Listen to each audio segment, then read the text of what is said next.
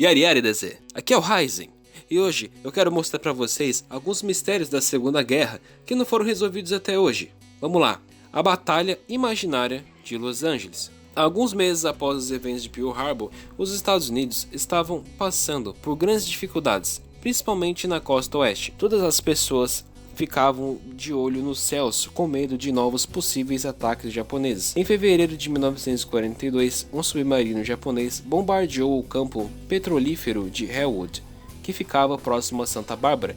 Mais tarde naquele mês, a tensão explodiu em um ataque de histeria. O desaparecimento de um balão meteorológico iniciou o pânico.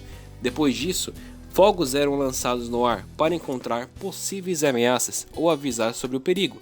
Entretanto, o povo viu os sinais como sendo de mais ataques e acionou uma série de medidas antiaéreas. As atividades continuaram durante muitas noites. No fim, as únicas casualidades foram 3 vítimas mortas por ataque cardíaco e 3 por fogo amigo. Caramba! Nenhum avião japonês foi visto e os próprios nipônicos negaram qualquer intenção de ataque próximo a Los Angeles. O mais engraçado é que os clarões também foram confundidos com o surto de OVNIs na cidade. Na época, os jornais americanos afirmaram que a coisa toda era orquestrada para induzir o pânico e conseguir mais suporte para a guerra. Os militares pouco se preocuparam em aliviar as preocupações, sendo que uma investigação pública só foi realizada 40 anos depois do que aconteceu. O misterioso desaparecimento do voo 19 e o Triângulo das Bermudas. Esse é um dos incidentes mais misteriosos de todos os tempos. Ele aconteceu após alguns meses do fim da guerra, embora envolva o exército norte-americano em um avião pilotado durante a Segunda Guerra Mundial.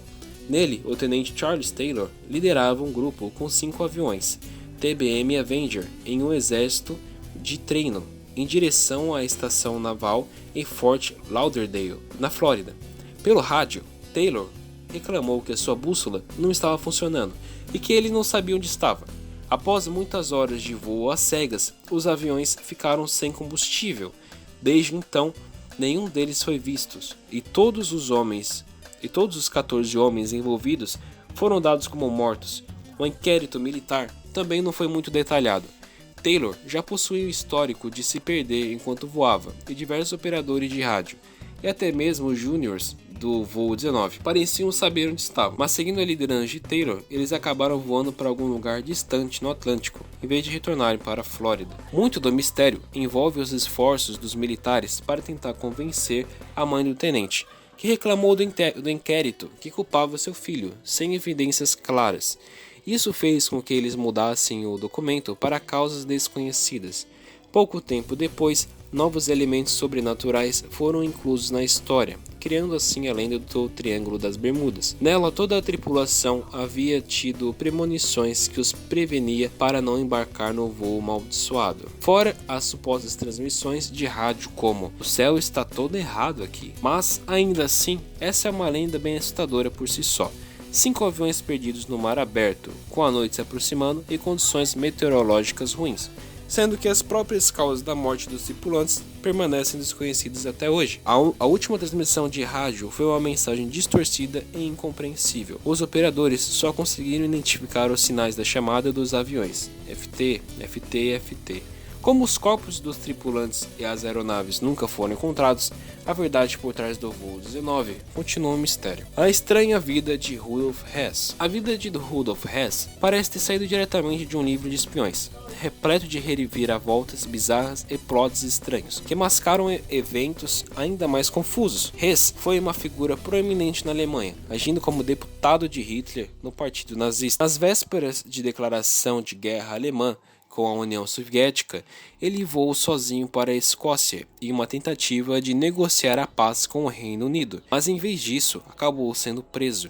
Ele foi julgado na Nuremberg e sentenciado à prisão perpétua na cadeia de Spandau, em Berlim, onde ele morreu em 1987. A pergunta surge: por que Rudolf Hess voou intencionalmente para a Escócia para ser preso? Ficou claro que Hess queria tentar uma vitória diplomática ao selar um tratado da paz entre o Terceiro Reich e a Inglaterra, mas não há nenhum documento que evidencie que qualquer membro do governo britânico passasse a impressão de que um acordo poderia ser feito entre eles.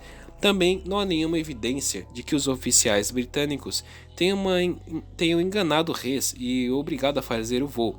O incidente também pode ter sido considerado o último esforço de Hess para ganhar a aprovação da Inglaterra. Tendo em vista uma guerra com a Rússia, poderia ser eventualmente culminar no fim do Terceiro Reich. O evento continua um dos mistérios mais documentados e influentes da Segunda Guerra Mundial. E há também algumas teorias conspiratórias por trás da história. Os russos sempre suspeitaram que Hess estava secretamente tentando unificar a Alemanha e a Inglaterra, para que assim ambos pudessem atacar a Rússia. Quando foi preso, a saúde de Rudolf também deteriorou bastante, sendo que, quando ele foi julgado, ele sofria de amnésia e não conseguia se lembrar de seus tempos como nazista. Algumas pessoas acreditavam que o verdadeiro Hess estava escondido e que o homem que foi julgado e condenado era o impostor. As suspeitas só aumentaram quando ele foi o último habitante de Spandau, em 1987, sendo que o lugar foi demolido pouco após a sua morte. Os aviões fantasmas da Segunda Guerra Mundial. Embora pareçam lendas urbanas, existem diversas histórias que narram a aparição de aviões fantasmas. Poucas delas foram documentadas. Existem basicamente dois tipos. A primeira, os aviões são vistos em um contexto pós-guerra, em que as pessoas acabam encontrando os veículos do passado. Geralmente, o cenário envolve um jovem casal das décadas de 60, 70 ou 80, que afirma ter visto um modelo vintage cruzando os céus em baixa altitude, algumas vezes até em um grupo deles. Algumas dessas histórias são bem embaçadas. O avião some no ar. A aparição foi um augúrio de um acidente que ocorreu pouco tempo depois. Os pilotos acenavam tristemente para os espectadores abaixo. Alguns relatos envolvem especulações sobre fendas no tempo. O segundo tipo é mais interessante e até macabro. Algumas aparições ocorreram durante a guerra. Nelas, as tramas abordam aviões que partiram em uma missão perigosa. Mais tarde, todas as aeronaves retornam, exceto uma. Todos observam os céus esperando o veículo, mas nada acontece. Até que horas mais tarde, um som é ouvido à distância e um avião é visto. Com muito trabalho, a aeronave consegue pousar, mas quando o povo se aproxima da cabine do piloto, ela está vazia e o tanque do avião completamente seco. Há variações em que o tripulante está a bordo, mas morto. Em outras, o avião está tão danificado que não teria como levantar o voo. Há uma história que diz que um avião destroçado foi visto horas depois do ataque de Pearl Harbor. As testemunhas conseguiram ver o piloto a bordo, mas quando o avião caiu, não havia absolutamente ninguém dentro dele. E é isso aí, meus queridos specs. Muito obrigado por assistir até aqui. Eu sei que o vídeo foi um pouquinho longo, mas recheado de curiosidade muito interessante. Se você gostou do vídeo, deixa o seu gostinho e o